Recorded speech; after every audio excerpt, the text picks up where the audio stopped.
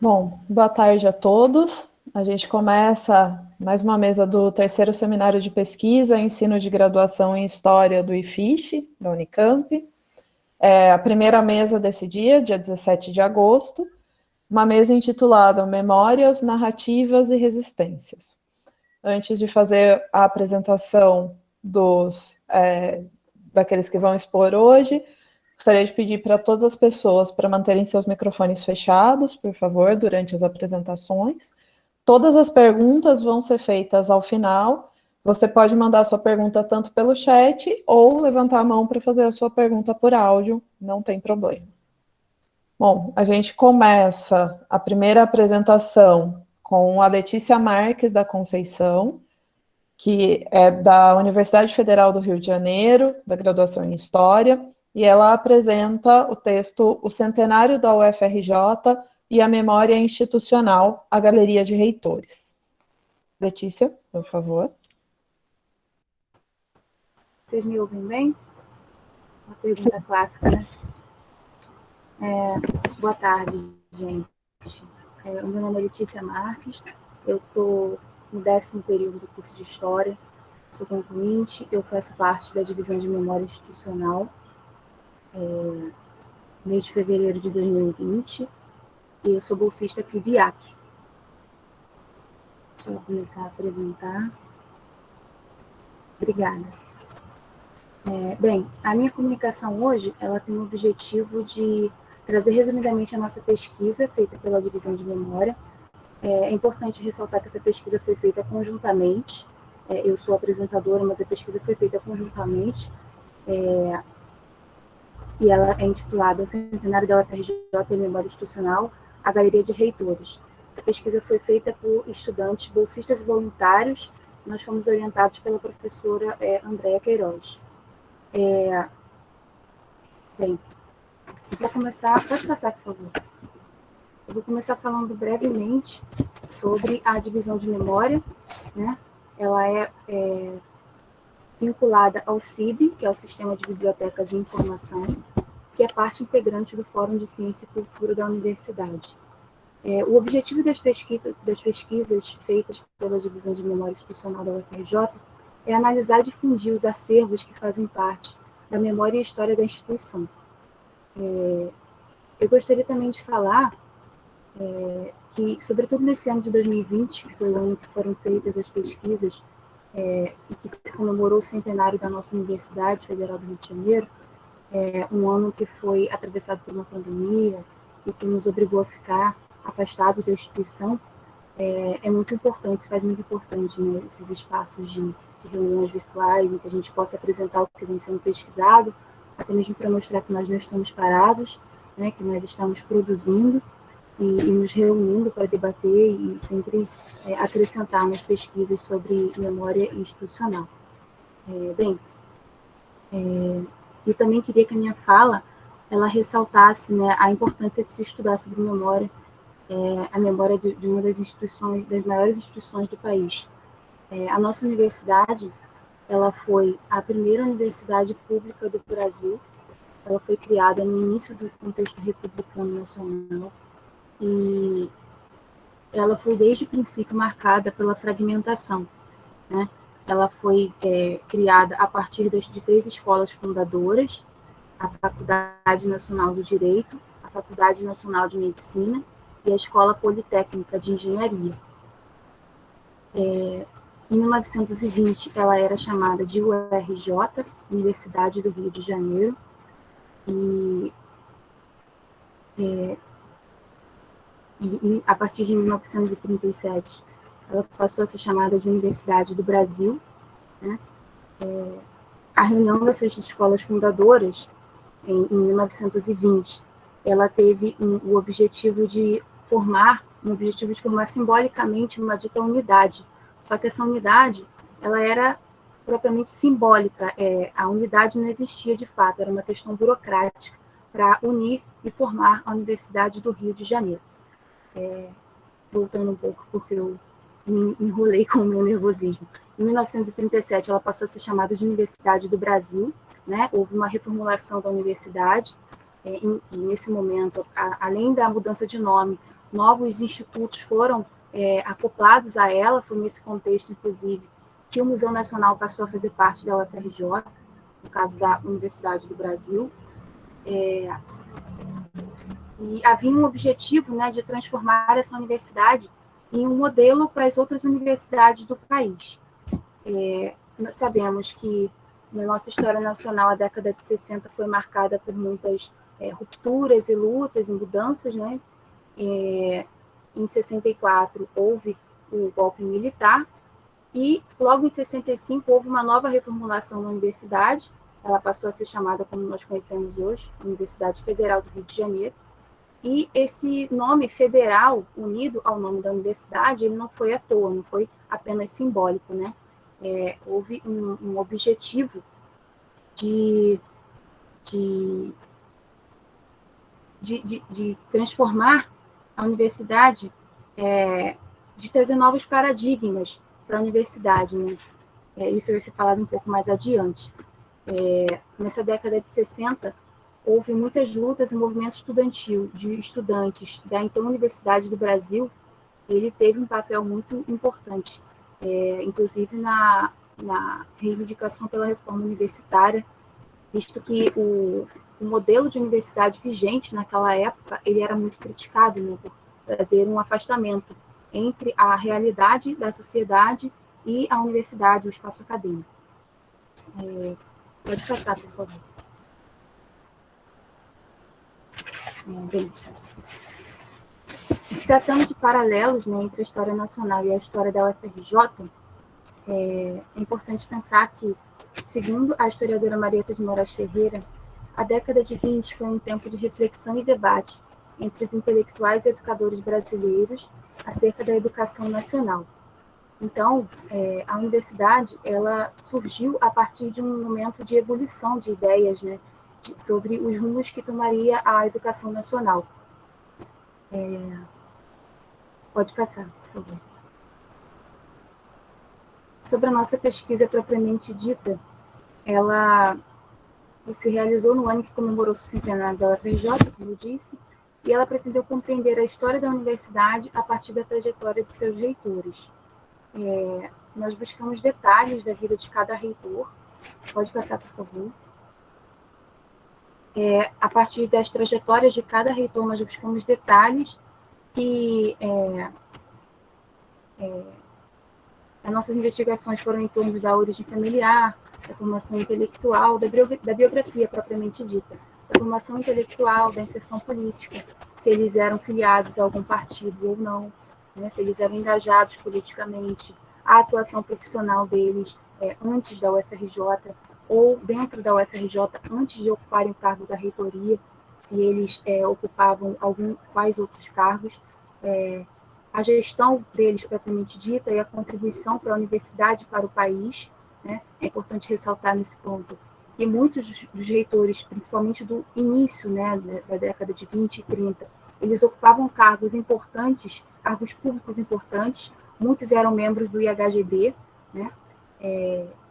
E essa atuação deles, para além da universidade, influenciava diretamente na gestão de cada um deles. E também buscamos lugares de memória, né, com seus nomes que existem até hoje. Bem, pode passar, por favor. A pesquisa, de maneira geral, ela contemplou os 100 anos da universidade, né, a gestão de cada reitor ao longo desses 100 anos, mas a pesquisa do nosso grupo, ela foi focada nos reitores do período da ditadura. E por que isso, né? Porque a divisão de memória, ela tem outros projetos, além dessa pesquisa que está sendo apresentada, a pesquisa que vai ser apresentada depois pela nossa colega Fernanda, que trata dos professores caçados no período da ditadura.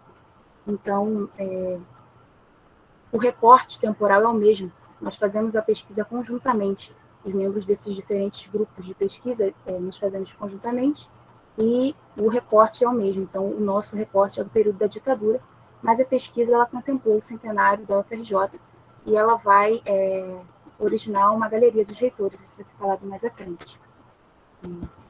A nossa metodologia, né, bem, A nossa metodologia, nós pesquisamos em acervos institucionais, na Base Minerva, no Panteão da Universidade, as produções desses reitores, na Hemeroteca Digital da Biblioteca Nacional, no Arquivo Nacional, nas atas do consumo, nos decretos oficiais da universidade, nos discursos oficiais desses reitores, nos discursos oficiais dos presidentes da República sobre a UFRJ, e além, claro, da pesquisa de campo que foi feita. Desde 2013, a Divisão de Memória ela vem coordenando um projeto de memória oral dos reitores. Então, foram realizadas entrevistas, né, com os reitores que estavam vivos ao longo desse período, e foi feito um trabalho de história oral. Bem, pode passar, por favor. Aqui é uma análise que nós fizemos, né, da distribuição dos reitores por centros predominantes. Então, aquela questão das 3 escolas fundadoras, que eu falei no início da minha fala, ela fica muito nítida aqui. Nós podemos observar que, desde 1920 até 1985, todos os reitores da universidade, eles eram membros de algumas dessas 3 escolas fundadoras, ou direito, ou engenharia, ou medicina. E esse revezamento dessas áreas de conhecimento no cargo da reitoria só foi quebrado em 85 com a eleição democrática do reitor, Horácio de Macedo, que ele era da Química, ele foi o primeiro reitor eleito já no período da redemocratização. É importante ressaltar aqui que a nossa atual reitora da UFRJ, ela é a primeira reitora mulher a ocupar o cargo, né, isso é visto como uma ruptura, mas até essa ruptura ela tem um limite, porque essa reitora ela é da medicina, né, a formação dela é em medicina, então nós temos sim um avanço, que é uma mulher ocupando o cargo da reitoria, mas essa característica que historicamente foi observada na história da instituição, dessas áreas de conhecimento, né, dominantes no posto da reitoria, permanece. Pode passar, por favor. Tudo bem, já estou finalizando. Aqui é uma outra análise, né, da distribuição dos reitores por cursos de formação deles, não de atuação, né? Alguns atuavam em outras áreas. Podemos ver que a medicina e o direito são predominantes, a engenharia também com grande parte. Pode passar, por favor.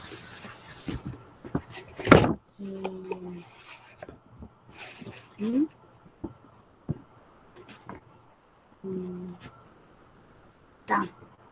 Outra análise que nós fizemos, ela gira em torno do paradigma de fragmentação da universidade.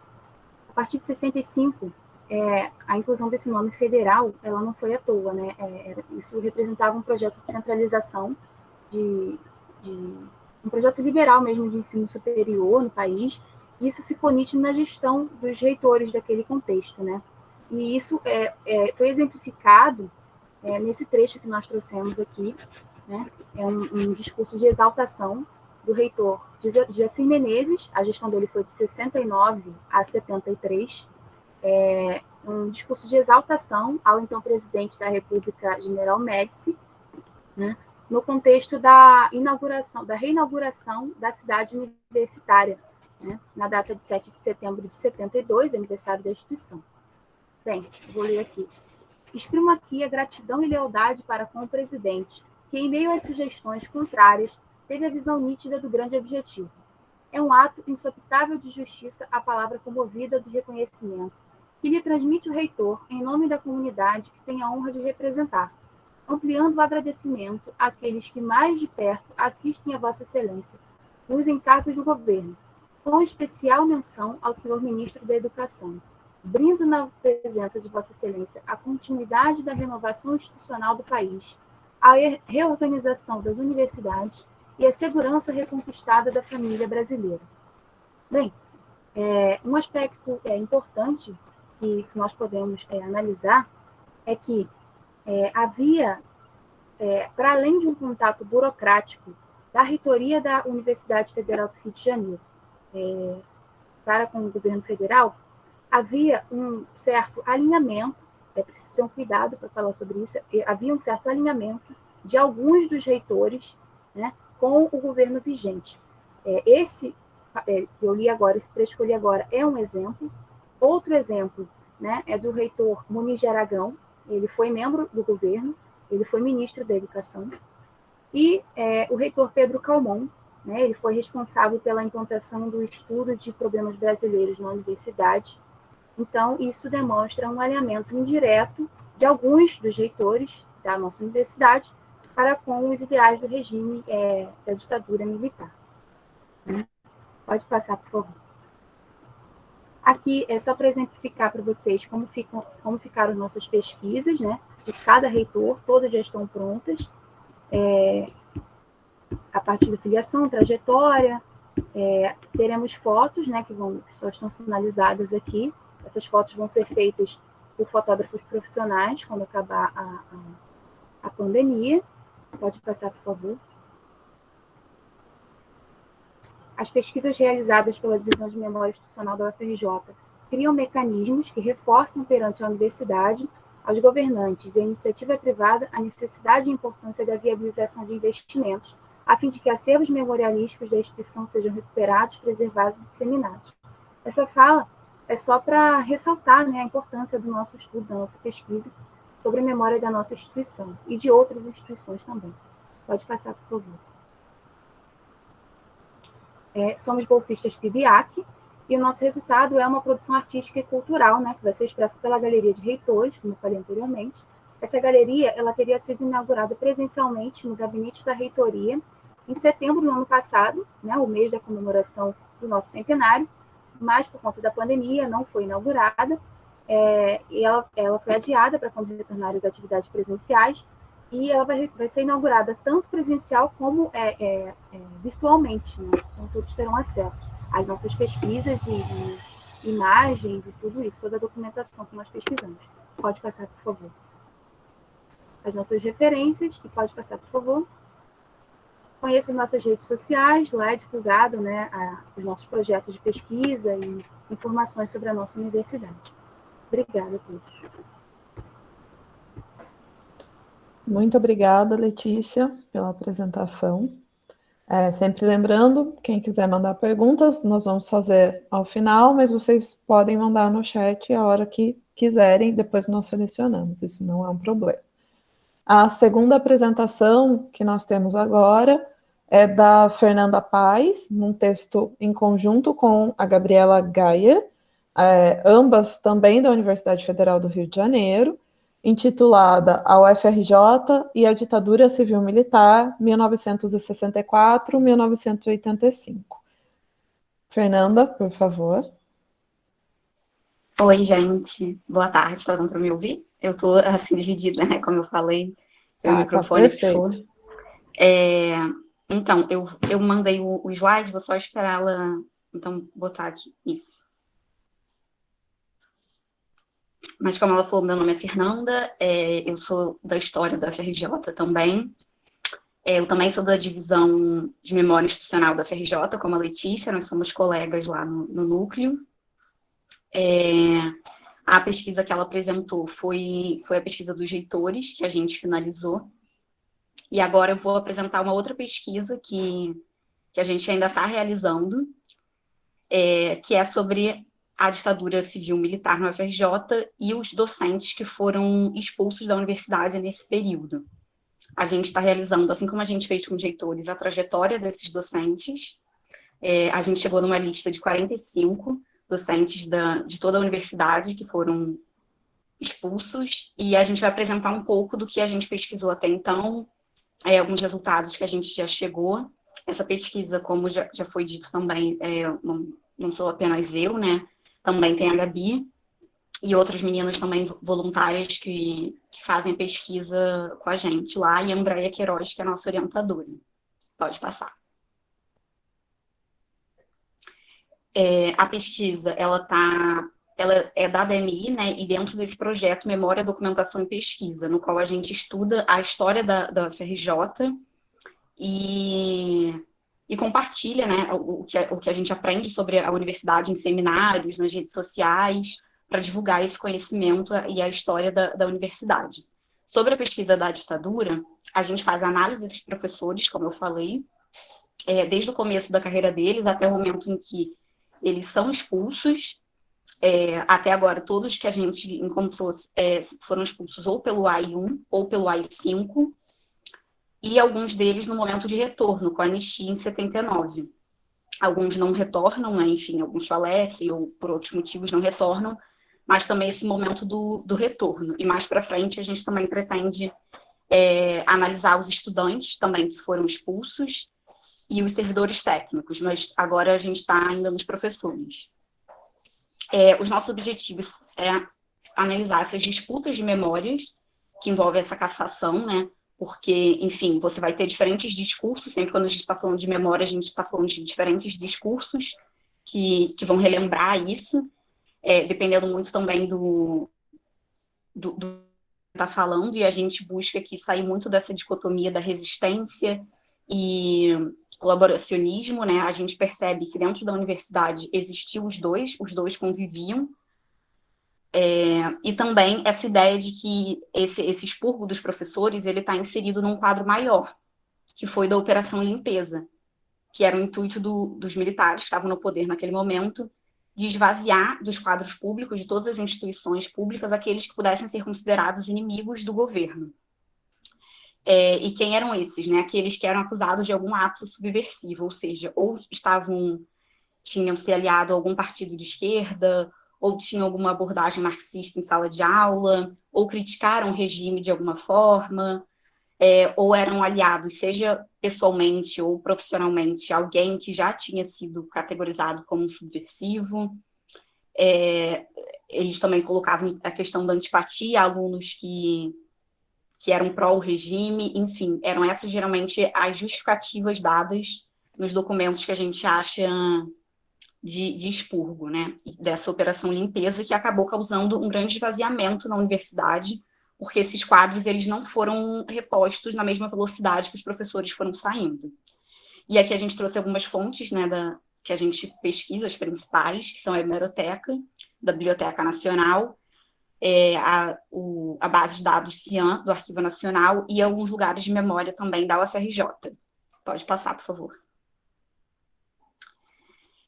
Aqui ficou um pouquinho errado, desculpa o slide, mas aqui a gente começa já a usar alguns exemplos, e a gente trouxe aqui exemplos que eram da FNFI, né, que depois, com as mudanças que vão ter nas universidades, a estruturação administrativa, vai virar o IFIX, que é um Instituto de Filosofia e Ciências Sociais até hoje. E aí a gente trouxe exemplos dele, apesar de terem exemplos de, enfim, de todas as áreas do conhecimento da universidade, mas tanto por nós estarmos nos formando para sermos historiadoras, mas também porque na bibliografia que a gente se apoia, a FNFI era sempre considerada aquele antro de comunistas, como se ali tivesse o maior perigo em relação a professores que tentavam aliciar os alunos e coisas do tipo. E aí a gente trouxe primeiro o Heremildo Luiz Viana, que era um professor catedrático de História Antiga e Medieval lá da FNFI. E o Heremildo Viana, ele vai ser exatamente esse exemplo de como havia também a colaboração, né? Ele vai... tudo bem. Ele vai fazer um documento chamado Professores Comunistas da Faculdade Nacional de Filosofia, no qual ele vai denunciar diversos colegas dele, lá da FNFI, de subversão, de estarem ligados a alguma prática, enfim, à ideologia comunista. E ele vai enviar esse documento para essa comissão de investigação da Universidade do Brasil, que surge exatamente para investigar os docentes que tinham algum envolvimento, enfim, algo que pudesse ser categorizado como subversivo. Inclusive, muitos desses nomes estão naquela lista que eu falei, dos 45 nomes. Então, ele vai ter sempre, durante todo o período da ditadura, ele vai estar sempre ali aliado ao regime, e ele vai se beneficiar muito disso, né? Alguns, é claro, né, tinham diversos motivos de por que haviam denúncias, assim, alguns por uma simpatia mesmo ideológica com o regime, e outros, às vezes, até em razões de benefícios próprios, né? O Heremildo, por exemplo, a gente não tem como confirmar que exatamente as razões que levaram ele a isso, mas ele se beneficiou muito dessa dinâmica, porque ele se torna diretor da FNFI, mais tarde do IFIX, ele ocupa o cargo na Rádio MEC, que era da Maria da Linhares, que era uma professora de história que foi cassada. Então, ele consegue alcançar diversos cargos que antes, enfim, ele não ocupava, depois desse momento em que ele se posiciona ao lado do regime. Pode passar, por favor. E aí aqui a gente traz alguns exemplos de alguns professores que foram cassados. Ambos são da história. O Rui José Paulo de Holanda Lobo, ele era da área do ensino de história e também falava muito sobre esse caráter pedagógico dos museus. E ele vai ser cassado, ambos, na verdade, vão ser cassados pelo AI-5. A Eulália Maria Lobo, ela vai ser cassada também pelo AI-5, ela chega a ser presa no momento posterior. E ela foi uma referência, assim, na área dela de História da América, foi a primeira mulher no Brasil a ter doutorado em História. Então, eles eram professores da história que foram perseguidos, foram, enfim, caçados e retirados desse ambiente da universidade. A Eulália, inclusive, ela volta no momento posterior, o Rui José Paulo de Holanda não, ele falece antes de 79, mas a Eulália consegue retornar, e ela, inclusive, num trabalho de história oral que a gente se apoia, da professora Marieta Ferreira, ela dá um depoimento de como, nesse período, né, em que, inclusive, o Eremildo está à frente ali do IFIX, o número de pesquisas é muito pouco, é muito ínfimo. Em todo esse período tiveram 3 pesquisas de caráter mais monográfico, e que, se você fosse comparar com o período antes, a produção acadêmica era muito maior, ela era, enfim, muito mais intensa. Então, as coisas só começam porque, né, a gente também tem esse discurso muito de como, na época, foram instaurados a pós-graduação, e, de fato, isso acontece, mas ela anda num ritmo muito lento, principalmente ali no IFIX, porque você tem esse esvaziamento, você tem essa retirada dos professores e que fica esse vazio ali, que, enfim, não é ocupado inicialmente por ninguém. Pode passar. Aqui é um documento sobre o Rui de Holanda, que a gente achou nas pesquisas lá no Arquivo Nacional. Esse é um documento do Serviço Nacional de Informações, que fala sobre esse momento da cassação dele, né? A justificativa dele ter sido cassado. Ele foi enquadrado em que exatamente? E aí aqui ele fala que ele foi indiciado na Comissão de Investigação Sumária do MEC, acusado de promover um trabalho de descrédito e desmoralização do Exército Brasileiro e de ter incluído em sua cadeira como auxiliares as notórias comunistas Maria Estela e Miriam Limoeiro Cardoso, e que aí ele foi aposentado compulsoriamente, ou seja, exatamente aquilo que eu comentei, né, de quais são essas acusações, tanto essa questão de falar mal do Exército, né, dos militares que estavam ali no poder, quanto de se associar, mesmo que seja profissionalmente ou pessoalmente, a figuras que já fossem vistas como subversivas, como comunistas, enfim. Pode passar. Aqui é um outro documento que a gente encontrou também no Arquivo Nacional, e ele ele traz muito essa questão que eu falei da FNFI, né, dali ser visto como um antro de comunistas. Aqui é denunciado que eles chamariam de uma célula Anchieta, que seria uma célula que seria liderada pela Eulália, que a gente apresentou, pela Maria da Linhares e pelo Francisco Falcão, os 3 professores de história, e que eles liderariam essa célula Anchieta, que seria uma célula comunista, que tentaria trazer alunos, aliciar alunos para a causa. E aí eles falam como ela já tinha sido desarticulada, em parte, porque você já tinha professores que tinham sido retirados, inclusive ela cita a Marieda, a Eulália e o Gui, que não seria um líder, mas participaria dessas reuniões do grupo, mas que ainda haveriam elementos perigosos, ou seja, você tem essa ideia de uma vigília que ela continua, né, ali durante todo o período da ditadura. Pode passar. E aí a gente faz um certo salto aqui, um pulo, né, de um momento já perto ali de 79, em que você tem um movimento sindical da UFRJ que faz uma série ele luta muito, né, ele tem essa demanda do retorno dos professores, mas antes mesmo disso, antes mesmo de você ter a anistia em 79, ele já começa um movimento de homenagear aqueles que foram expulsos, e aqui é uma matéria de jornal enfim, que o Serviço Nacional de Informações categorizou, né, aqui, que fala sobre essa homenagem que foi feita na UFRJ sobre esses docentes. Pode passar. Aqui fala exatamente sobre essa mesma homenagem, só que aqui é um jornal mais recente, e uma matéria que foi escrita pelo Luiz Pinguelli Rosa. que foi um dos fundadores do movimento sindical da UFERJ, lá na UFRJ, e foi o primeiro presidente. E ele fala desse momento, ele relembra esse momento de homenagem e como isso foi visto como uma grande afronta, né? Porque a anistia ainda não tinha saído oficialmente. Então, foi um momento muito importante na luta deles pelo retorno desses professores para a universidade. Pode passar. Aqui eu botei as redes sociais, onde a gente divulga todo, enfim, esse trabalho que a gente tem feito lá no site, enfim, também agora nas redes sociais. E agora eu vou falar um pouco do que a gente pode concluir até então, enfim, do que a gente já pesquisou até aqui. Pode passar, por favor.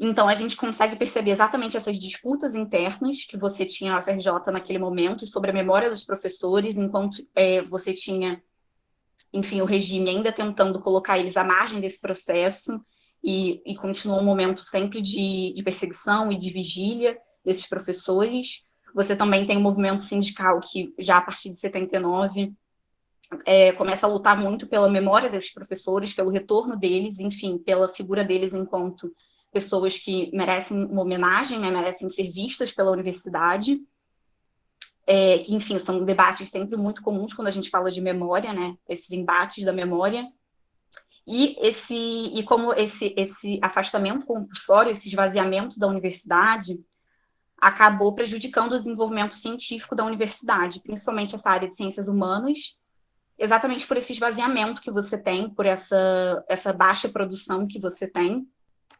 Enfim, não só a baixa produção, mas muitas das bibliotecas também ficaram fechadas em função de questão de uma literatura que seria proibida por ser considerada subversiva também. As pesquisas, elas passavam por uma censura, né? Então, você tinha todas essas características que acabavam esvaziando esse processo científico da universidade no período que só vai ser retomado no momento posterior ali, já na década de 80. Então, é isso, basicamente, que a gente tem até agora da pesquisa. Ela continua, né? A gente continua pesquisando. Eu, atualmente, pesquiso o professor Heleno Fragoso, do Direito, que, inclusive, foi uma figura muito importante na defesa de presos políticos. E, ao final da pesquisa, a gente pretende ter um quadro, como a Letícia apresentou aqui, que dê conta desse momento na história da universidade, né? Porque a trajetória desses docentes, ela muitas vezes se confunde com a trajetória da própria universidade, com que a universidade estava passando naquele momento. Enfim, é isso. Obrigada, gente. Aqui estão as referências, né? Esqueci. Muito obrigada, Fernanda. Eu adoro as pesquisas. Bom, voltando a lembrar, sempre as perguntas podem ser feitas no chat ou ao final no áudio, tudo bem? Nós recebemos a nossa terceira expositora, a Camila Feitosa, também da História da Universidade Federal do Rio de Janeiro, e ela apresenta o texto Recordar é Resistir, Las Abuelas de Plaza de Mayo, Memória como Ação Política de Resistência ao longo do período ditatorial argentino, 1976-1983. Camila. Olá, boa tarde. Como a Ana Carolina já... Vocês estão me ouvindo direitinho? Sim, como estamos. a Ana Carolina já havia comentado, eu também sou lá do Instituto de História, da UFRJ, e vou agora apresentar a minha pesquisa. Só esperar a Janaína colocar o slide para a gente começar.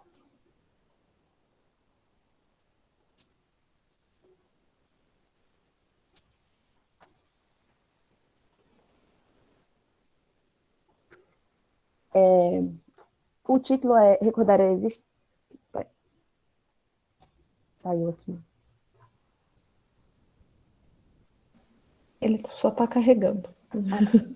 Tá, vou começando então. O título é Recordar é Resistir, Las Abuelas de Plaza de Mayo, Memória como Ação Política de Resistência ao longo do período ditatorial argentino, entre 1976 e 1983. Como eu já havia mencionado, meu nome é Camila Feitosa e eu sou orientada pelo professor Fernando Castro. Pode passar, por favor. Para começar, eu trouxe uma citação do Pierre Nora, que é uma referência na questão de estudos de memória, que fala assim: a necessidade de memória é uma necessidade da história. Pode passar, por favor? Eu tenho como objetivo de pesquisa pensar as construções de memórias acerca das abuelas a partir da sua resistência a essa ditadura que ocorreu na Argentina entre 1976 e 1983. Pode passar, Janaína, por favor. Eu uso como justificativa a importância e a permanência dessas memórias sobre as abuelas na construção da identidade argentina, não só no período da ditadura, mas também no período democrático. Pode passar, por favor. E aí, como metodologia de pesquisa, eu faço uso muito de história oral, então eu uso muito as entrevistas e os discursos das abuelas daquele período, e também com análise de documentos que são disponíveis no site delas, do governo argentino. Pode passar, por favor. E aí, para introduzir a pesquisa, eu vou fazer um breve contexto dessa década de 70, que foi uma década muito conturbada na Argentina. Num panorama mais internacional, o mundo estava passando pelo período de Guerra Fria, num período de bipolarização, e a questão dos subversivos, num contexto de todo e qualquer inimigo da ideia de capitalismo transnacional presente nos Estados Unidos, era visto como subversivo. Então, aqueles que eram alinhados à esquerda, ou mesmo aqueles que tinham uma postura mais nacionalista, eram vistos como subversivos. E aí, trazendo mais para uma coisa específica da Argentina, em 1973, a gente tem a anistia do Perón. Ele retorna do seu exílio, que ele estava desde a década de 1950, e com a reeleição do Perón, a gente tem um processo de ascensão da direita nas alas peronistas, e os militares começaram a assumir cargos de poder dentro do governo argentino. A esquerda peronista, que é marcada pela figura dos montoneiros, acabam se afastando do governo do Perón, rompem com o Perón, mas a direita acaba ascendendo cada vez mais. Pode passar, por favor. Para a gente entender essa questão das abuelas e da sua atuação, é importante a gente ter ideia de como essa atuação do governo argentino foi feita. Segundo o Emílio Krenzel, que é um professor da Universidade de Buenos Aires, o terrorismo de Estado é uma forma de governo em que o Estado usa da força para exterminar os seus inimigos. Ele usa de toda uma estrutura repressiva para conseguir obediência e colocar uma ordem que a eles interessa na sociedade civil. Eles buscam uma destruição tanto física quanto psicológica dos seus inimigos. Pode passar, por favor. A questão da origem das abuelas. As abuelas, elas surgem da organização das madres, porque as madres começam a atuar ali já a partir de 76, porque os seus filhos eles foram presos pela junta militar que assumiu em março de 76. E essas madres, elas começam a buscar pelos seus filhos que desapareceram. Eles, às vezes, eram chamados para interrogatórios e eram presos e não tinham... e sumiam, desapareciam.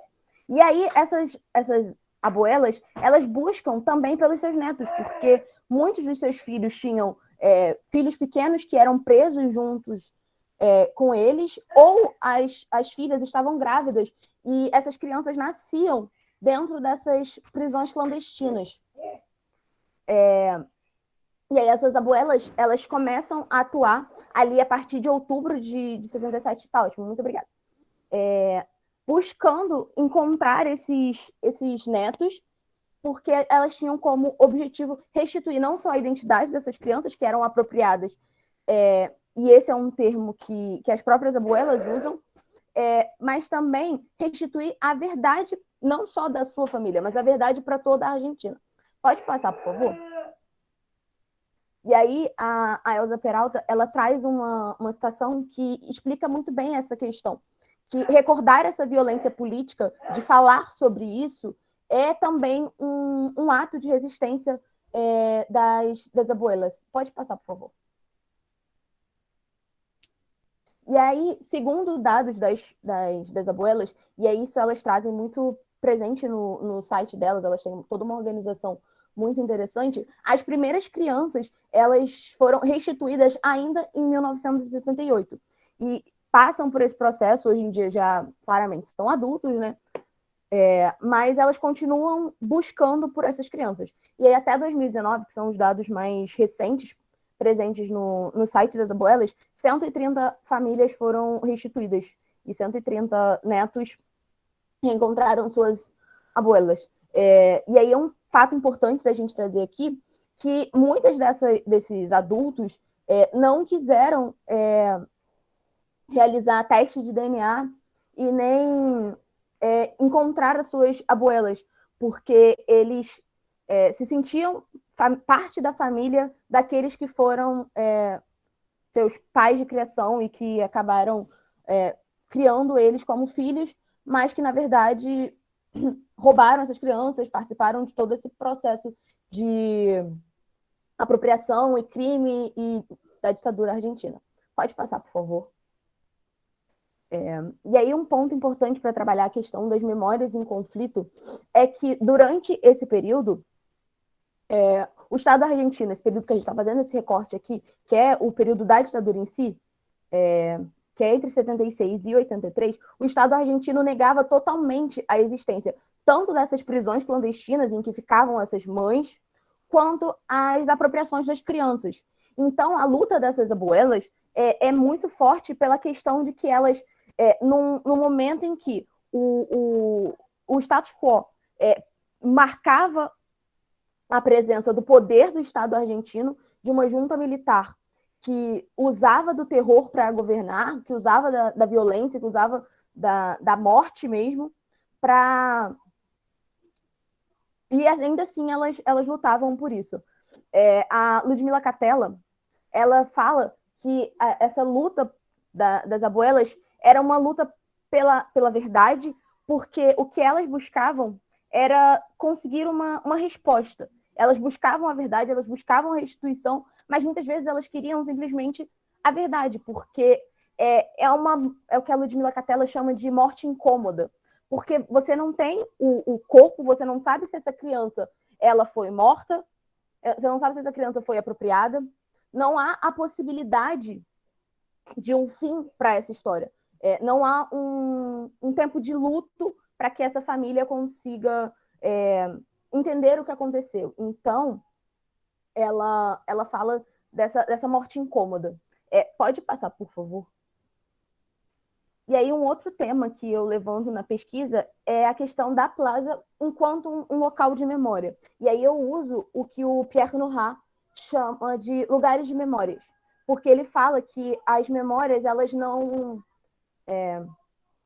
existem por si só, elas são criadas, e que os lugares são usados para fomentarem essas memórias. E a gente pode pensar na questão da plaza, mas num momento mais amplo, em todos os locais, em questões de arquivos, de memórias que são construídas e que, sendo assim, essa plaza e a atuação delas, essas rondas e o fato delas estarem lá semanalmente, os panuelos também, que são... elas colocam um pano branco amarrado ao redor da cabeça, e que é um símbolo que apenas as madres e as abuelas usam. Então, assim, nenhum outro organismo de luta pelos direitos humanos usa, exatamente por ser uma marca de memória dessas senhoras em busca de uma mobilização de toda a sociedade argentina. Tá bem, tô acabando. Pode passar, por favor. E aí eu trago como considerações preliminares de que essa luta delas traz uma busca pela identidade da Argentina, porque é um crime, segundo o Henrique Padrós, que continua sendo cometido diariamente, porque mesmo após 45 anos do golpe e 45 anos que essas crianças começaram a ser apropriadas, até um pouco antes, porque, como eu comentei, a ascensão da direita já levou a esses subversivos a serem perseguidos, Então, muitas dessas crianças já tinham sido apropriadas ainda no período democrático, ali com a Isabelita Perón, que assumiu após a morte do Perón, e que essa luta delas participa e cria todo um imaginário nessa Argentina que estava num período democrático e chegou estava num período ditatorial e chegou à democracia. E aí só um último ponto que eu queria trazer é que a Elizabeth Gelin traz a questão de como a memória é baseada por traços identitários e de como essas mulheres se uniram em torno de um objetivo em comum, que era a restituição dessas crianças e da verdade dentro do seu país, a luta pela democracia e pela resistência, dentro de um período de horror que a Argentina viveu. Que essas senhoras, muitas vezes, não tinham qualquer participação na vida política, não tinham qualquer participação na vida pública, elas não atuavam como seus filhos, mas que elas, num objetivo de restituir sua família, restituir a verdade, se uniram. Pode passar, por favor?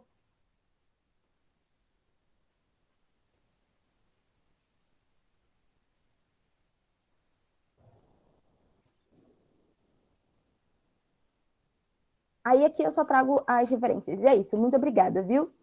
Uma boa tarde.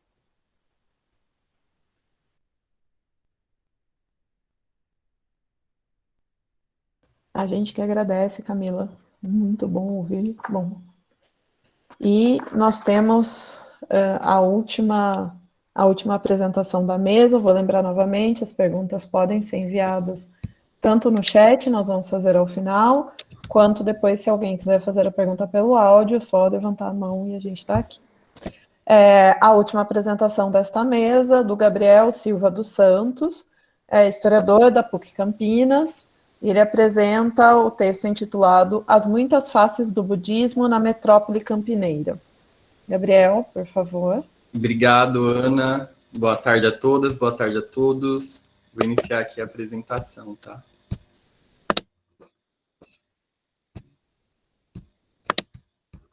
Gabriel, como você mesmo vai estar apresentando, eu te aviso do tempo pelo áudio, tudo bem? Tá bom. Já começou a apresentar? Ainda não. Assim que entrar, eu aviso aqui. Acho que agora iniciou, né? Ele está começando a iniciar. Só um minuto. Isso, ele está aparecendo agora pra gente.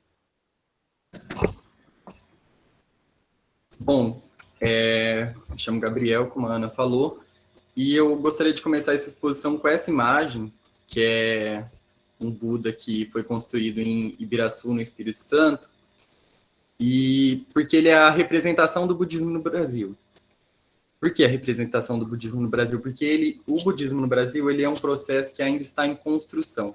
Então, eu trago essa imagem do Buda em construção para fazer essa analogia da situação do budismo no Brasil. Esse é o título. Fui orientado pelo professor João Miguel. E a pesquisa sobre o tema, no Brasil, ela é muito atrasada. Como o Frank Uzarski, que é o maior especialista no tema aqui no Brasil, já disse, ela não há muitas produções, e a maioria das produções elas são de uma ótica tradicional, que é focada na religião em si. Então, no Dharma, na Sangha, na configuração mesmo da religião. E não na religião envolvida em outros processos, como a modernidade. Então, a minha pesquisa, ela é um pouco até introdutória, porque ela é uma das primeiras pesquisas que aborda o budismo no Brasil, no contexto da modernidade. Outro problema também sobre a pesquisa do tema é que são budistas escrevendo sobre o budismo. Quando você vai procurar os textos, a maioria dos trabalhos são produzidos por budistas, como é o caso do professor Ricardo Mário Gonçalves, mas o professor Ricardo Mário Gonçalves ele ainda consegue separar a questão de ser religioso e ser um historiador. a maioria dos textos não tem essa separação, então acaba pendendo mais para o lado religioso. Algumas tendências da pesquisa no Brasil que estão aí em alta, uma delas é o declínio do budismo amarelo. O que é esse budismo amarelo? O budismo amarelo são os budistas japoneses e seus descendentes, né?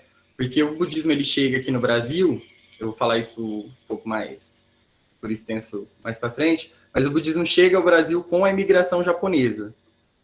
Então, esses primeiros budistas, eles estão morrendo. E os seus familiares, apesar de continuar o culto aos ancestrais, que é uma coisa assim, tradicional dos japoneses aqui no Brasil, eles não estão se convertendo para a religião. Ou seja, há uma queda no número de budistas no Brasil. E o budismo de conversão também sofre essa queda, né? Enquanto ali dos amarelos caiu em menos de 10 anos, de 38% para 31%, o número total de budistas, os budistas de conversão tiveram a queda de 12 mil pessoas em menos de 10 anos. Então, o budismo é uma religião que está em declínio, né? Apesar de ser a quinta maior religião do mundo, aqui no Brasil ela está em declínio e tem algumas pesquisas que mostram que sua tendência é desaparecer ao longo do tempo. Então, agora eu trago um pouco mais para a minha pesquisa, que é o budismo e a modernidade. O budismo é uma religião que surge da noite para o dia, basicamente, né? Ela surge com um homem só, ela não é um movimento religioso, que surge no contexto da Era Axial. A Era Axial é o período ali, 500 anos antes de Cristo, onde o mundo, principalmente o oriental, estava passando por uma revolução, digamos assim, filosófica, e o budismo surge nesse contexto como uma religião de protesto ao brahmanismo. O brahmanismo é a religião que hoje é o hinduísmo. E ela surge como meio que uma reforma protestante, né? Comparando com a reforma protestante ocorrida na Europa, contra as perversões dos brahmanes, que era a casta religiosa da Índia. Quem começa com o budismo é Shakyamuni, né? Que era um príncipe da casta dos Shakyas, que era a casta de guerreiros, e que ele viria a governar a sua região. E o mito de vida dele diz que, basicamente, teve uma profecia em que ele teria 2 caminhos. Se ele fosse pelo caminho de seu pai, ele seria um grande governante. Se ele fosse pelo caminho religioso, ele causaria grandes mudanças no mundo. Apesar do pai ter tentado desviar ele de todo esse caminho religioso, numa de suas saídas, ele viu 3 situações, uma de morte, uma de doença e um mendigo, e isso causou uma transformação nele. Ele saiu do palácio, foi embora, deixou sua esposa e seus filhos, e ele retorna depois como iluminado, né? O Buda, na verdade, é um título que significa iluminado. Então, Gabriel, só para te avisar, faltam 10 minutos. Tá, obrigado. Então, ele surge nesse contexto. E o budismo, ele chega aqui no Brasil no contexto da nova era, ou seja, no contexto da modernidade. Que o mundo ocidental, ele passa por uma necessidade de religiões não as tradicionais do mundo ocidental. E o budismo é uma dessas, nesse chamado esoterismo. Então, é uma necessidade de autoafirmação, a necessidade de olhar para si. Então, trazemos o budismo nesse contexto, no contexto de nova era. Porque o Ocidente está passando por um processo de orientalização. E esse processo de orientalização não é um processo raso, como, por exemplo, o comércio de produtos orientais aqui. É um processo que está ocorrendo mais profundamente. Então, a gente está mudando esse contexto do mundo ocidental, estamos mudando mesmo essa cabeça ocidental, estamos cada vez mais adquirindo produtos, filosofias, religiões, medicina do Oriente, né?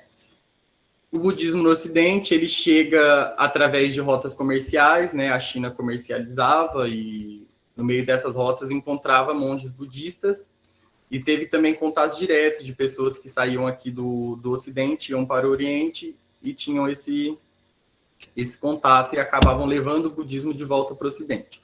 Então, o budismo está no Ocidente aí desde do século XVII, já tem relatos do budismo lá, e ele também começa a entrar através de obras de alguns estudiosos, como o filósofo Arthur, de Copenhague.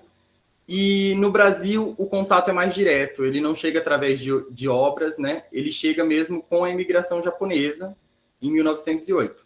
Então, o budismo chega aqui no Brasil assim que aporta lá em Santos o navio Kassato Maru, com os primeiros imigrantes japoneses. Né? E nesse navio estava o mestre Baragui Nisui, que é considerado padroeiro do budismo, ele que realizou a primeira cerimônia budista no Brasil. O budismo, quando ele chega aqui, né, em todo aquele contexto de pós-abolição, necessidade de mão de obra, os japoneses eram vistos como exóticos. Então, eles meio que eram excluídos da sociedade brasileira, sociedade essa católica, e antes deles virem para o Brasil já foi avisado, né, já teve um acordo entre o governo brasileiro e o governo japonês, que eles deveriam tentar se adequar enquanto brasileiros, e não como japoneses, eles deveriam se comportar como brasileiros. Então, esse é um fator também que prejudicou a expansão do budismo no Brasil. E com a Segunda Guerra Mundial, essas proibições aos japoneses aumentaram muito mais. Por isso que os japoneses se fecharam em comunidades, né, no interior. Então, no primeiro momento, o budismo no Brasil ele é interiorano. E nesse segundo momento, a partir dos anos 60, o budismo passa a ser urbano, assim como é até hoje. Então, e o budismo, além de ser urbano, ele está presente nos grandes centros. A maioria dos budistas estão em São Paulo, Paraná, Rio de Janeiro e Espírito Santo. Tem estados no Brasil que nem não possui uma pessoa budista, como é o caso do Acre. Em Campinas, na cidade de Campinas, eles chegam, né, também com a primeira leva de imigrantes, para trabalharem nas fazendas de café aqui da região. E uma dessas fazendas é a Fazenda Chapadão, onde hoje está o bairro Chapadão, que tem um dos templos budistas mais antigos aqui de Campinas. E eles tinham essa necessidade de ter esses locais para os cultos aos ancestrais, porque os japoneses eles têm que alimentar seus ancestrais no Meinichi, né, que é o dia memorial que data a morte dessa pessoa. Então, eles tinham a necessidade de ter esse local para esse culto, eles iam anteriormente para São Paulo, então começa aqui nos anos 60, 50, 60, a construção de diversos templos. Aqui tem alguns templos e centros em Campinas, né? Eu vou falar um pouco rapidamente sobre cada um. Tem a Associação Brasileira Soka Gakkai. Essa é uma das associações, assim, um dos centros budistas que mais se adequaram ao mundo ocidental, porque é uma das poucas associações budistas que se dobrou para o capitalismo. Então, eles têm teoria da prosperidade e tudo mais. Inclusive, tem muita desavença entre eles com o resto das escolas budistas, né? Porque... Gabriel, só para avisar, faltam 5 minutos. Obrigado. Porque a gente tem uma ideia de que o budismo é uma religião ultrapacifista e que não há conflitos. Porém, o que mais tem é conflito entre os budistas. É uma briga, assim, terrível. E tem até caso de monges que ligaram para o professor Uzarsky, tipo, ameaçando o professor Uzarsky por conta das pesquisas e tudo mais. Enfim, a Associação Brasileira Soka Gakkai é uma das que mais tem atrito com os outros. A Associação Zen de Campinas é um grupo de praticantes da meditação Zen, né? Da escola Zazen, que literalmente significa meditar sem... A associação funciona ela não tem um monge próprio, né? Então ela funciona através de visitas e palestras de monges da escola Soto Zen que vêm de outras regiões do Brasil e do mundo. O Centro de Estudos Bodhisattva é uma rede grande, né? Uma rede internacional já, foi fundada por um professor universitário. Esses budistas de conversão, que eu já falei lá no início, a maioria era universitário, que começou estudando o budismo e se converteram para a religião. Porque o budismo ele não é uma religião de conversão, ele não procura converter o outro, né? Ele busca a sua salvação, e é isso. Se a pessoa quiser fazer parte, ela faz, mas eles não vão atrás. Então, esse é também outro fator que representa esse número ínfimo de budistas no Brasil. Tem o Centro de Meditação Kadampa, né, que é do budismo Mahayana, que segue a tradição Nova Kadampa, que veio para o Brasil quando houve o exílio dos tibetanos, né, quando o Tibete foi invadido pela China comunista lá nos anos 50, expulsaram todos os budistas da região. Tem o templo budista Nambei Higashi, que é esse templo que fica ali no Chapadão, que é um templo do budismo Terra Pura. O Terra Pura, ele surge na China, porém a sua vertente mais forte é no Japão. O budismo Terra Pura é muito forte no Japão. Tem o templo Reitokuji primordial. Esse primordial é porque eles afirmam que seguem os verdadeiros ensinamentos do Buda, né? Seguem sem alterar. E tem o Zen do Mão Vazias, que é uma comunidade para prática mais de meditação também. Porém, eles têm um projeto bacana de ter uma biblioteca budista, etc.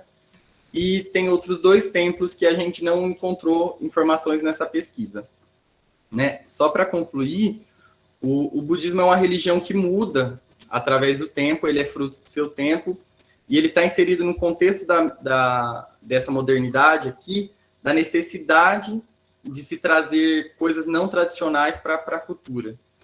Apesar do budismo ele ter uma tendência a desaparecer, é muito importante que se pesquise o budismo, além dessas óticas tradicionais, porque o budismo basicamente não tem nada fora dessas óticas tradicionais, e ele é muito importante para se entender alguns processos, como o processo da era axial, o processo da modernidade, o processo da nova era, o processo das religiões esotéricas aqui no país.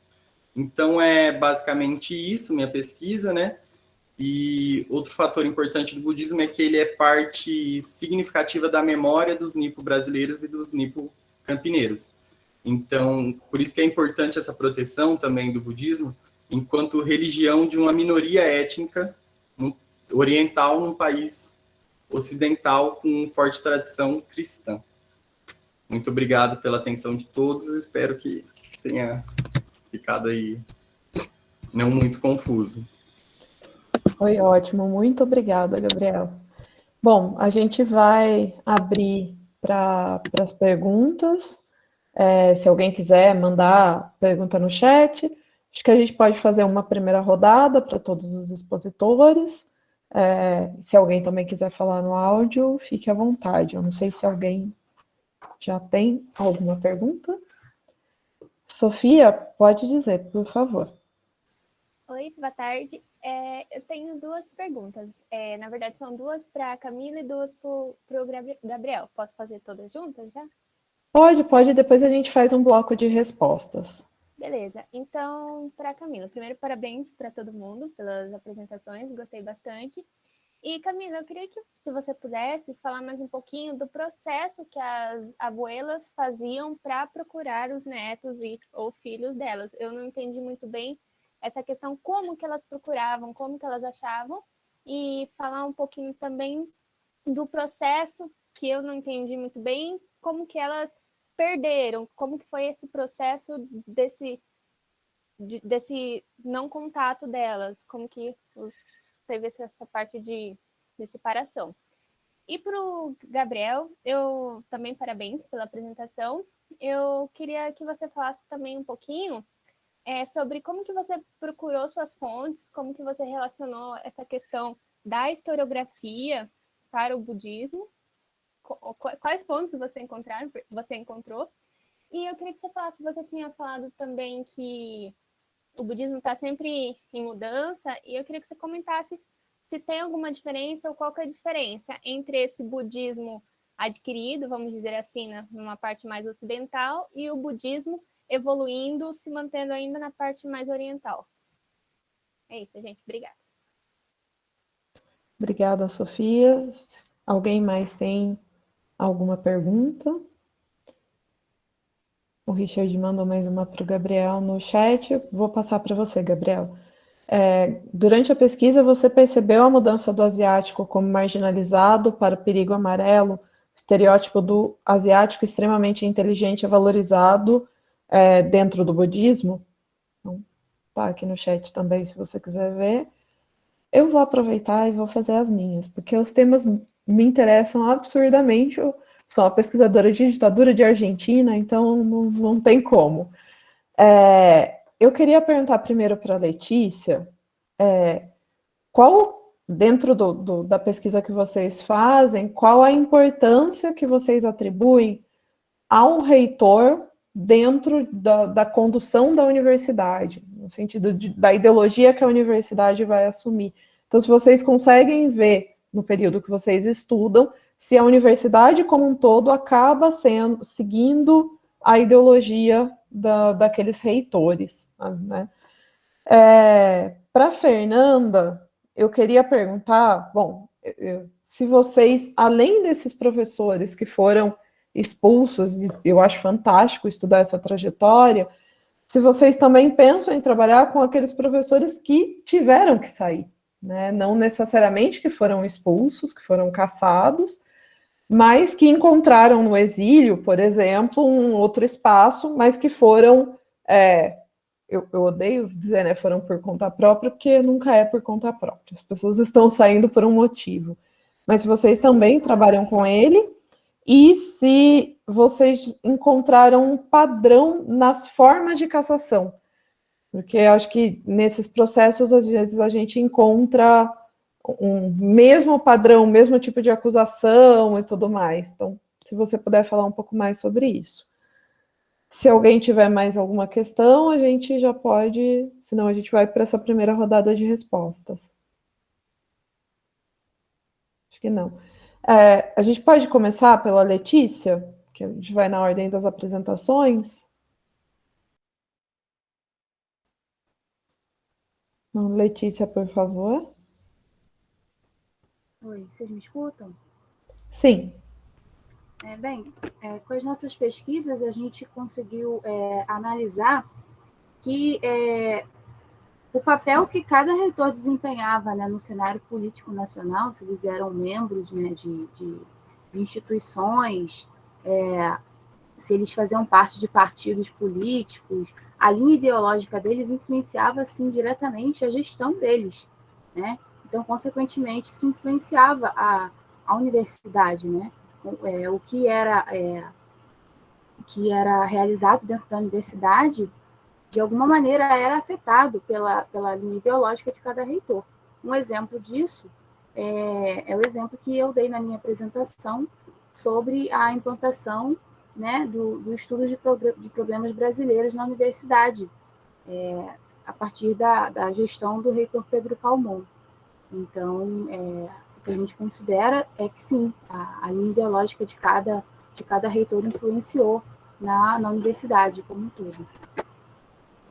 Não sei se eu respondi a sua pergunta, pelo que eu entendi. Sim, claramente. Fernanda?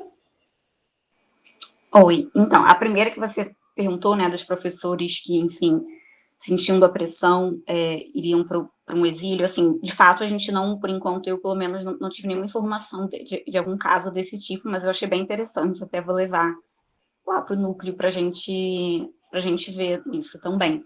A outra pergunta, que é sobre o padrão na retirada, né, sim, assim, eu acho que dá para perceber, sim, fazendo até uma comparação, por exemplo, os professores que eram sempre retirados, ou pelo AI1 ou AI5, e os estudantes, por exemplo, muitos foram enquadrados no 477, que ficou conhecido como o AI5 das universidades, né, que foi algo jamais pensado para a universidade, mas que nem o professor foi enquadrado ali nisso, e as próprias denúncias, né, muitas vezes se repetiam com essa questão de tentar aliciar alunos, ou de ter alguma ligação, seja pessoal por ser casado, ou ser muito amigo, ou profissional, de trabalhar com elementos ditos comunistas, ou, enfim, ser filiado a algum partido de esquerda.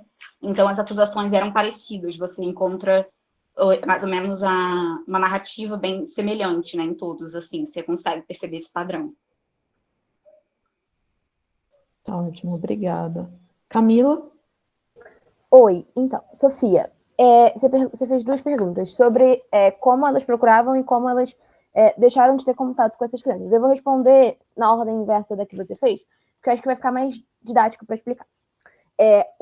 Como eu havia comentado, essa atuação da junta militar era feita para destruir psicologicamente e fisicamente aqueles que eram os inimigos do governo que ascendeu a Argentina a partir do golpe em 76. Então, essas crianças que foram apropriadas, né, sequestradas, elas eram filhas dos subversivos, ou seja, filhas de militantes de esquerda, ou às vezes apenas pessoas que tinham algum tipo de vínculo, que tinham alguma ideia contrária ao governo da junta militar, ou até mesmo aqueles que eram mais nacionalistas, tendo em vista que eles também estavam sendo perseguidos nesse grande contexto. E aí essas crianças, ou elas eram presas junto com seus pais, quando eles eram chamados para interrogatório e acabavam ficando presos nessas prisões clandestinas, ou então elas nasciam em cativeiro. Essas mulheres que estavam grávidas eram presas ainda durante a gestação, e essas crianças nasciam dentro de maternidades clandestinas. E aí, assim, existem diversos relatos de que os militares falavam para as mães que essas crianças tinham sido entregues aos familiares, que essas crianças podiam ter nascido mortas. Então, existem diversos relatos, porque logo após o parto, ou poucos dias depois, essas mulheres eram torturadas até a morte. Então, elas não encontravam essas crianças. E aí, essas abuelas, elas procuravam. Sobre a questão de como elas procuravam, existem muitas coisas. Elas começavam a procurar. Elas usavam de seus conhecimentos, tanto dentro da Argentina quanto fora, para conversar com diplomatas, para tentar chegar ao governo. Elas faziam essas rondas para tentar falar para a sociedade civil o que estava acontecendo, como essas crianças tinham sido sequestradas e apropriadas pelo Estado. Num primeiro momento, elas ainda não sabiam que elas tinham sido redistribuídas, que era um termo usado, entre militares que muitas vezes não tinham filhos ou queriam filhos, ou em famílias civis que tinham ciência, né, do que estava acontecendo, porque sabiam que essa criança não estava chegando de maneira legal à família. Então, elas começaram a fazer isso. Mas um tempo depois, elas começaram a fazer o que elas chamam de o teatro da verdade. Elas iam com placas em teatros, e isso já no momento posterior, levantando placas, falando assim, se você tem dúvidas sobre a sua identidade, entre em contato com a gente vai estar aqui fora esperando. Logo após o período da ditadura, foi construído um banco de dados genéticos, que isso é uma coisa que naquele momento, ali, década de 80, era algo bem vanguardista, né, essa questão do DNA, e aí elas conseguiram fazer, junto com argentinos e estadunidenses, um teste que ficou conhecido como o teste de abuelidade, que é um teste de DNA a partir do material genético dessas avós, tendo em vista que esses pais e essas mães foram mortos, né, pela ditadura. Então, elas começaram a construir esse banco de dados. Esse banco de dados tem os dados genéticos de todas essas abuelas, porque, infelizmente, né, o tempo já passou, e aí muitas já morreram e não vieram a encontrar seus netos, mas o banco de dados continua lá. Então, se algum adulto tiver dúvidas sobre a sua identidade, às vezes existem relatos de que não tem foto da mãe grávida, não tem notícia, não se parece com ninguém da família, cria-se diversas coisas que podem levar essa pessoa a ter dúvida acerca da sua identidade. Esse banco de dados ainda está ativo. Eu não sei se eu respondi, mas se tiver mais alguma dúvida, é só perguntar. Gabriel? Eu não lembro quem fez a primeira pergunta, foi a Sofia, né? As duas primeiras perguntas. Exato. Então, Sofia, sobre a procura de fontes, eu tive muito problema em encontrar fonte, até porque eu iniciei essa pesquisa logo no início da pandemia, então teve toda aquela dificuldade de você não ter fontes físicas nem nada. Então, a minha procura de fontes foram nas plataformas digitais, né? E muita coisa também eu peguei em entrevista, mas teve que ser submetido ao Comitê de Ética em Pesquisa, por entrevistas e conversas com alguns monges e alguns desses estudiosos, como o Frank Uzarsky, né, que é o maior especialista no tema no Brasil, e onde ele me passou alguns textos que ele tinha e não estavam em plataformas. E também algumas informações foram retiradas dos sites dos próprios templos, né? Isso já estava ali previsto desde o plano de pesquisa. Sobre o budismo e suas mudanças, eu acho que a principal diferença entre o budismo lá no Oriente e o budismo aqui no Ocidente é a múltipla afiliação religiosa, né? Isso é muito latino-americano, essa questão da múltipla afiliação religiosa. Você frequentar mais de 3 espaços religiosos. Então, muita gente frequenta o espaço budista, porém não se define como budista. Tem gente que está lá, vai, frequenta os cultos, frequenta o Mainichi, blá, blá, blá, blá, blá, mas na hora de se declarar, né, nos censos, como IBGE, não se declaram como budista, a maioria se declara como católico. Inclusive, isso é muito parecido também com a questão das religiões de matriz africana, a gente que frequenta, mas na hora do censo se declara como católico. Essa é uma das diferenças. Outra diferença é que aqui no Brasil, assim como na América Latina, muito parecido também com o candomblé, lá no Oriente, os templos, as escolas budistas, elas não se encontram. Tem escolas assim que passaram séculos sem se encontrar, né? Já no Brasil, elas se encontram todas no mesmo solo, né, que é um ambiente urbano, sobre o teto da modernidade. Então, eu vejo essas como as principais diferenças, a múltipla filiação religiosa e a coexistência de várias escolas no mesmo ambiente. Tá? Não sei se te respondi. E a terceira pergunta, que é do Richard, o budismo ele passa por uma supervalorização nos anos 60. Então, estava frequentemente na mídia falando que o budismo estava crescendo, Então, com essa construção midiática em cima do budismo, de dizer que o budismo era assim, a grande religião do momento, mas, na verdade, se devia à adesão de intelectuais e de artistas, né, a essa religião, como o caso do Ney Matogrosso, o próprio professor Ricardo, que foi um dos primeiros brasileiros a se converter ao budismo. Então, tinha essa supervalorização. Mas o amarelo, ele ainda é visto como inferiorizado, né? Ele não é tão forte, né, esse preconceito hoje, porque hoje tem outras pessoas que estão assim no alvo da vez, como, por exemplo, os venezuelanos, os bolivianos, porém ainda assim um preconceito. E isso refletiu muito na configuração dos templos. Tem templo japonês em São Paulo, por exemplo, que o porteiro, que é japonês também, ele só abre o portão do templo para quem fala em japonês. Então, se uma pessoa chegar lá e não dominar a língua, ela, por exemplo, não vai participar daquele culto. Então, eles meio que se isolaram, alguns templos, principalmente da linha Theravada, que é um campo mais assim tradicional do budismo. Mas continuam sendo inferiorizados. E agora, com a pandemia, essa questão do anti-China comunista, eu creio que isso deva ter piorado.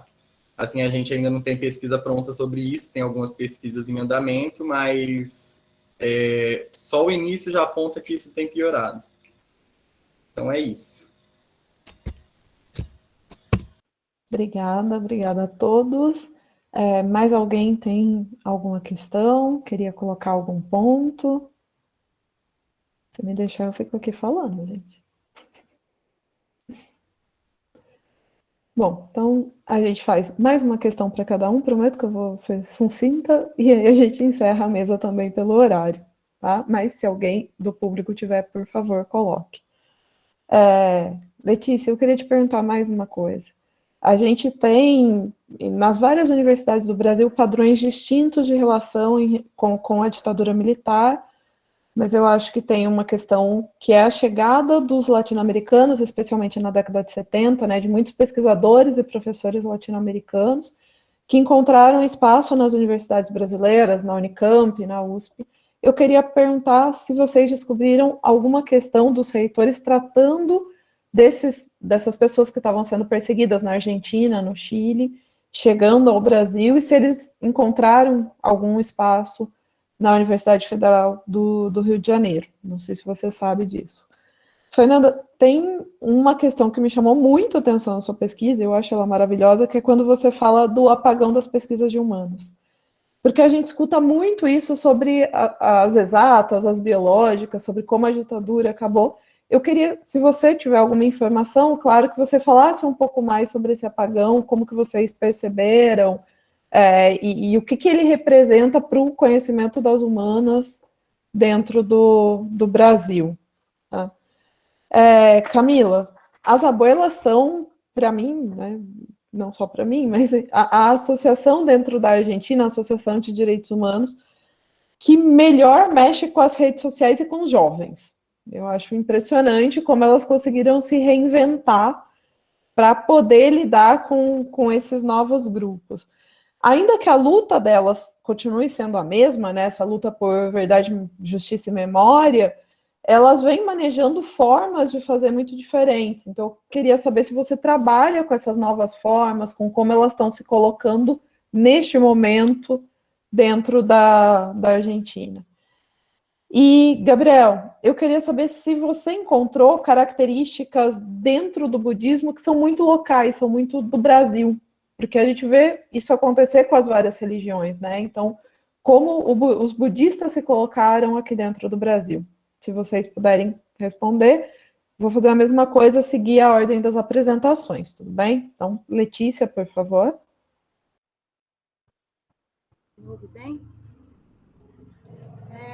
Então, você fez essa pergunta e realmente, assim, na pesquisa dos reitores, que eu me recorde, a gente não teve, não conseguimos observar as relações, né, entre os reitores e esses professores latino-americanos, né, se eles tiveram espaço na universidade. O que eu estou pensando, como eu falei que a nossa pesquisa, né, dos reitores, ela é feita em conjunto com a pesquisa dos professores caçados. Talvez a nossa pesquisa dos reitores acabou, né? Mas a pesquisa dos professores caçados ainda está em andamento, como a Fernanda falou. Então, talvez com a pesquisa dos professores a gente consiga perceber essas relações e saber melhor responder se esses professores tiveram espaço na UFRJ. Mas, a partir das pesquisas dos reitores, a gente não conseguiu. Não que eu me recorde de nada disso. Assim. Eu acredito que com os reitores a gente não conseguiu ver essas relações, não. Mas a nossa pesquisa está em andamento, em outras oportunidades, em outras apresentações, a gente consegue responder essa pergunta de forma melhor. Tá ótimo, obrigada. Fernanda? Oi, então, você perguntou sobre esse apagão, né? Assim, de fato, ele acontece em várias áreas. A questão é porque, por exemplo, sei lá, se você vai para exatas, né, essa questão da censura, quer dizer, é claro que se o professor, ele, enquanto indivíduo, tinha alguma relação com alguma coisa que eles considerassem subversiva, muitas vezes a pesquisa, ele não ia receber mais, enfim, financiamento, ou então até o próprio núcleo dele seria desfeito, ou algo do tipo. Mas a pesquisa em si era mais difícil de sofrer censura até pelo próprio, enfim, né, arcabouço das exatas ali. Em relação às humanas, como a FNF teve essa centralidade nessa caça, né, aos comunistas na universidade, acabou que ela foi muito prejudicada em relação a isso. E porque se fala muito também dessa questão da modernização que teve nas universidades durante a ditadura, né, que surgiu a pós-graduação, que a gente saiu desse modelo de cátedra e tudo mais, e a gente trabalha muito com um conceito que é do Rodrigo Pato, o professor Rodrigo Pato, que ele fala sobre essa modernização que ela é autoritária, né? Ou seja, você tem questões, de fato, de uma modernização, algumas dessas mudanças, inclusive, não foram nem em primeira mão pensadas pelos militares, mas porque, na verdade, antes mesmo deles tomarem o poder, já se falava numa modernização, numa reforma universitária, porque já era, de fato, um modelo mais ultrapassado em muitos lugares. e tinham várias ideias ali enfim, né, que se falava, que se discutia, e algumas dessas ideias, inclusive, eles pegaram desses debates que já aconteciam antes mesmo da ditadura, né? E também entre os próprios militares, né, não era um grupo homogêneo, você tinha diferentes grupos ali que tinham diferentes pretensões. Enfim, então alguns estavam muito preocupados com essa questão da modernização, outros mais com essa questão de você abafar um fantasma do comunismo, mas esse apagão, ele vai se dar exatamente porque você tem essa dita modernização com a criação dos programas de pós-graduação, mas ao mesmo tempo é isso, tipo, você não pode pesquisar exatamente talvez o que você já estivesse pesquisando, talvez aquele seu tema você não possa continuar com ele. Você tem professores que, às vezes, pela vida pessoal ou profissional, são retirados daquele espaço, então você não tem pessoas para substituir eles no primeiro momento. E a maior parte da verba ia mais para a área das exatas, dessa área mais da medicina, enfim, que eram vistas como que pudessem gerar mais frutos para o país, né, para o Brasil. A humanas era visto como não gera um fruto logo ali, né, logo de cara. Então, também era preterida nesse sentido. Então, eu acho que acaba que as humanas ficam mais em evidência quando a gente fala desse atraso que teve Atraso não, né, mas assim, se interrompeu a produção acadêmica e ela foi retomada de uma maneira mais, enfim, né, eficiente mais tarde, só depois, já no final ali da ditadura mesmo. Obrigada, Fernanda. Camila? Oi, então, sim, o site inclusive o site das abuelas é uma das fontes que eu uso, porque lá elas disponibilizam, assim, muita coisa, elas têm um acervo muito extenso, tanto de vídeos, de documentários que foram feitos sobre a história delas, né, sobre essas próprias crianças que elas estão buscando, e assim, eu tenho interesse de utilizar, eu uso mais, no momento, as redes sociais e o site delas como uma fonte para entender esse primeiro recorte que eu fiz para pesquisa, que é o período da ditadura, mas até para o meu TCC que eu estou começando a escrever, a ideia é pegar o período de democracia já na Argentina e utilizar de forma mais forte essa atuação delas hoje. Mas, assim, isso é uma coisa muito importante de pensar, porque elas conseguem alcançar muito mais pessoas, tanto dentro da Argentina quanto fora, porque elas têm uma coisa muito bem estruturada lá dentro. Elas separam em os documentos, os vídeos, e elas têm esse alcance, elas fazem publicações, elas fazem atos, agora menos, né, por conta de toda essa questão que estamos vivendo há 1 ano e meio, mas elas estão sempre presentes, alcançando, e essa busca delas continua, tanto que quando você abre o site delas, uma das primeiras coisas que você vê é uma caixinha, se eu não me engano, eu acho que é verde, que pergunta se você tem certeza sobre a sua identidade e de como elas sempre estão reiterando a importância dessa busca delas, desse papel e desse alcance que elas conseguem. Eu não sei se eu te respondi, mas era isso. Sim, claro. Gabriel? Olha, Ana, uma coisa que é muito local do budismo no Brasil é a visão dos frequentadores do que é o budismo. Eu acho isso uma coisa muito interessante, isso renderia outra pesquisa, porque pouquíssimos veem o budismo como religião. Tem gente que define o budismo como meditação, tem gente que define o budismo como atividade física, tem gente que define o budismo como filosofia, como medicina, mas, assim, como religião ainda é um grupo muito estrito. É realmente aqueles que frequentam, que fazem parte da Sangha, né, que é a comunidade budista. Agora, e essa é uma minoria. Agora, a maioria dos frequentadores não tem essa visão do budismo enquanto religião. Eu acho que essa é a principal característica, assim, brasileira, de como eles olham o budismo. Tá ótimo, obrigada. Obrigado. Bom, se alguém tem mais alguma pergunta? Acho que não. Bom, eu gostaria de agradecer aos expositores, a Letícia, Fernanda, Camila e Gabriel, pela disposição de estarem aqui. Gostaria de agradecer imensamente a organização do terceiro seminário de pesquisa e ensino de graduação em História do IFISH. Essas oportunidades são sempre muito importantes, ainda mais para a gente poder conhecer as pesquisas de outras pessoas e de outras universidades. E com isso a gente encerra essa mesa Memórias Narrativas e Resistências, esperando aí que vocês possam participar dos outros eventos, das outras mesas e atividades que vão acontecer ainda neste seminário. Muito obrigada a todos.